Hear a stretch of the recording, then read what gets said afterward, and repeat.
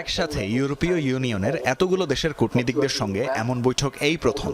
অন্তর্বর্তী সরকারের প্রধান উপদেষ্টার আহ্বানে সাড়া দিয়ে ইইউর দিল্লিস্থ মিশনের অনেকে ঢাকার এই বৈঠকে যোগ দিয়েছেন। দুপুর 12টায় প্রধান উপদেষ্টার কার্যালয়ে অনুষ্ঠিত বৈঠকে 19 সদস্যের প্রতিনিধি দলটির নেতৃত্বে ছিলেন বাংলাদেশে নিযুক্ত ইউরোপীয় ইউনিয়নের head of delegation Michael Miller.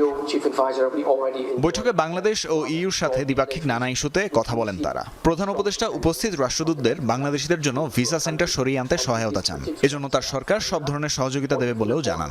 পরে সন্ধ্যায় এক ব্রিফিংয়ে বন, পরিবেশ ও জলবায়ু বিষয়ক উপদেষ্টা সৈয়দা রিজওয়ানা হাসান বলেন, ইউরোপে অধ্যয়নরত ও পড়তে ইচ্ছুক শিক্ষার্থীদের বিষয়টি বিবেচনা করে ভিসা সেন্টার সরানোর ব্যাপারে সুস্পষ্ট অনুরোধ ছিল।